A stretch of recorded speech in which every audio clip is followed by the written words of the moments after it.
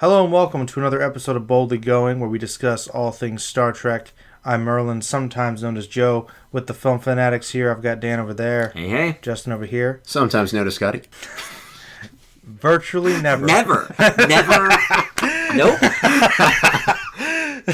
Well, we're diving back into the wonderful DS9 series again, and we're going into a bit of a murder mystery sort of thing this time. There's kind of a fleeing individual, and it's the passenger.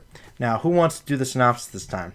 I forget who did it last time. I did it for Next Gen. Well, all right. You'd like DS9. It's up to you. You like DS9 a lot, Justin. I do, but I feel like if I'm leading DS9 every single time, I'm going to become the DS9 guy, and that's not fun for anybody. That's why I'm going to give it to Dan. See, he was ready to talk about it. All right, so in this episode, there's a couple people we don't know. There's a jailer and a criminal.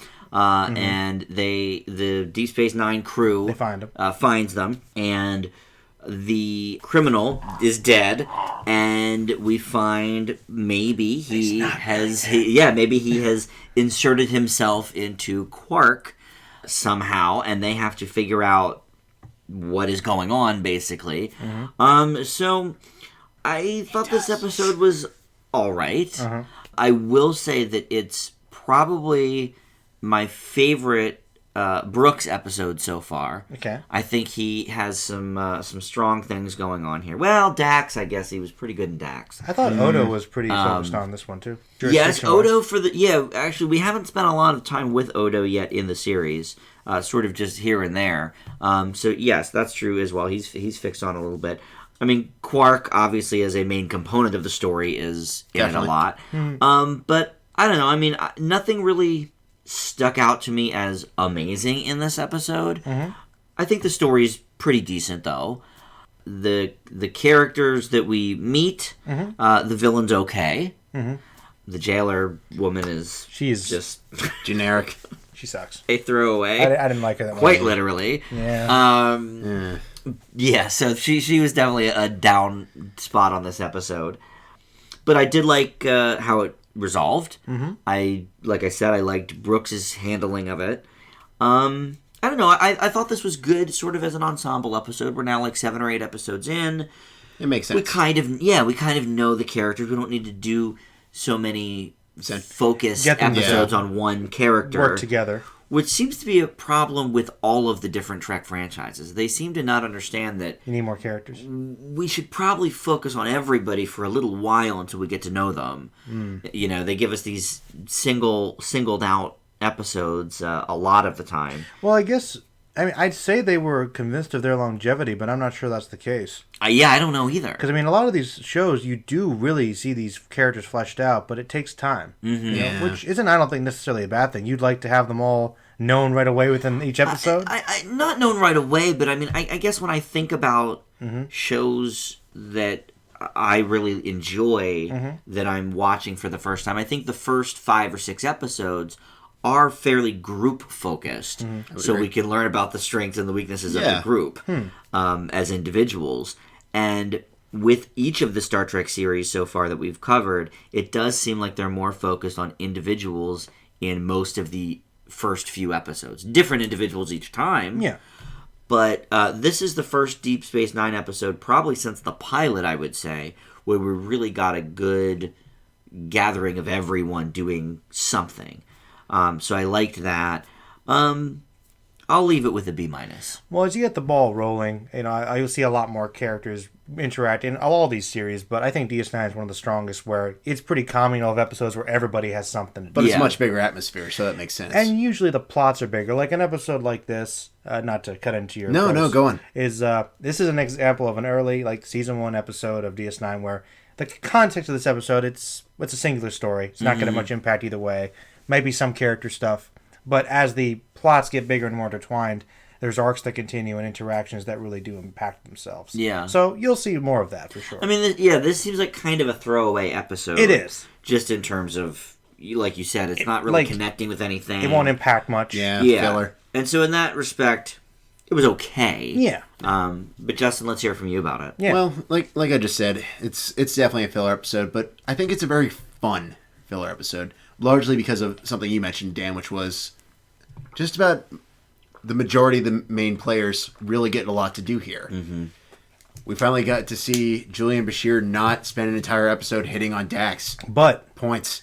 He's still annoying now. He is still annoying, but I give him points for doing something else besides hitting on Dax. He was hitting on Kira. That's still not hitting on Dax, so I have to give him partial credit. Like, literally, everyone else has had at least one other thing to do. Him, all I care about is flirting. That's his defining trait. I am smart doctor, and I hit on Dax. Yes. And even to varying degrees, the smartness comes into play. But now he's full here. I got you. Yeah, but really, it's just I thought it was a very engaging episode. Original, not necessarily, but I never found myself bored with it. I thought the twists and turns were fairly good. Somewhat a little bit obvious near the end, but yeah. It's good to see these characters that we've had so much time getting to know over the past couple episodes really start to come to life and really see how they've been evolving as the story has progressed. I kind of wish there was a little bit more of a Voyager angle where we were kind of working in the main driving story. He wants more Voyager. More Voyager from that's the one thing I actually really respect about Voyager that I wish the other series were doing more of, which is actually like, okay, there is a big storyline here, and we'll work it in with the subplots of the season. Legitimate point. That is different. DS9, obviously, there's a lot more going on, and there's the whole Bajoran conflict, which surprisingly hasn't shown up for the past couple of months, but it'll show up. Oh, I'm sure it's coming back with vengeance. Still plenty of season to go. I'm absolutely certain. But no, I thought this was fun. Not necessarily the most original or the most spectacular episode, but engaging. I leave this one with a B. Yeah, for a throwaway fillerish episode, I always thought this one was pretty enjoyable too. I think it's mostly because I always like that investigative aspect. I think DS9 does that pretty well. I think a lot of Trek does that well, where they have to figure out what's going on. Yeah, I do like that. It's a big component of these shows with the mystery element, and I think that DS9 has some really good ones that come later, actually. But this one, I always like the villain. He's just kind of creepy. He's my kind of bad guy. I like his motivation a little bit, and there was some good stuff there. Quark Central episodes are usually some of my favorites. Odo got some good stuff for his character. I think Odo and you said Brooks. Cisco have I call him Brooks. It's Principal Brooks. Yeah. I think they have some good interplay, and but really any character mixes with Brooks, and it's always good. Just kind of goes with them. I agree. But no, you're right. Everybody was more balanced, and maybe his son will show up again at some point. I was going to say, I think he's dead, Justin. So wait, I don't know. Just to re-clarify, I forget. You guys are okay with Jake? He is. Yeah. I don't like it. Wait. You don't like a kid, Dan? What? What, you like Wesley, but you don't like Jake? Listeners, I need you to understand this. You got to explain this. Rule of adorable children has officially been debunked. I didn't know this. I've debunked it 1,000,000 times, Justin, with different movies. This is like, No, but explain. I didn't realize that. I just think he's annoying and doesn't seem to be necessary in any way, shape, or form. Clearly he's not, because he was in the pilot. I think maybe we saw him pop up in episode 3. Okay. Haven't seen him since. So your comparison... Yeah, the one about the school, he played a big part. Okay, so your comparison is... This is really weird. Okay, your comparison is Wesley, he's not annoying because he's useful. He's just doing his thing. Mm-hmm. Whereas Justin hates him because he's an annoying little twerp. But, Justin, you like Jake more, even though he's pretty much pointless. He is pointless, but at least he has an excuse to be there. And I'm sorry, Jake has never had a moment where he literally causes every single problem. Wheaton has saved the day.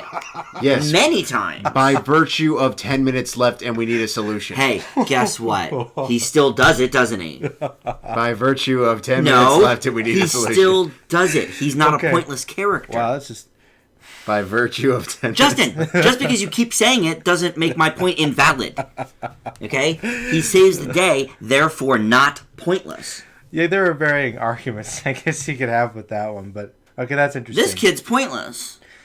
So far. To the events of the story, yes, but DS9 will try to factor in more family commentary and stuff, so Jake will factor in later a little sometimes with whenever they At least he has business being there and acts actually like a kid, not Doogie Howser in space. You'll see it later. Why can't a kid be smart? A kid can be smart. A kid cannot be Doogie Howser in space. Look, why not? Doogie Howser was smart. If he went on a spaceship, he would be Doogie Howser in space. That sounds like a good thing, a spinoff. But my thoughts on Jake, honestly, is I don't hate him as much as some people. I think he is a little annoying. I just think he's pointless. I don't hate him the way Justin hates Will Wheaton. Wesley Crusher. I think Jake works better when he has a subplot coinciding with the main story. Yeah. Like, for instance, an example is he'll develop a friendship with Nog, who's Quark's nephew, later on, and they'll have some issues with, Nog's better. Yeah. This in spoilers, he will be much more relevant too. But anyways, no spoilers. But they'll have issues with friendship and stuff, and it's like a little subplot. It's kind of like throwaway, but it's okay. Yeah, it's something as opposed to Wesley is involved with Don't say it. He's gonna say that he needs it to be the last 10 minutes to solve it. I agree. We got it. That Geordi probably should have been piloting the ship over Wesley. I'm not saying these episodes of Next Gen are well written. Look at my grades so far; they're not great. Okay, no, that's fair. Anyway, my thoughts on The Passenger is it is a B. I thought it was decent. I just took a long time to get there. Sorry, Joe. No, it's just that one. I just didn't realize that Dan wasn't a fan of Jake. It's just whatever. I could take him or leave him. Well, what if he and Cisco have episodes together?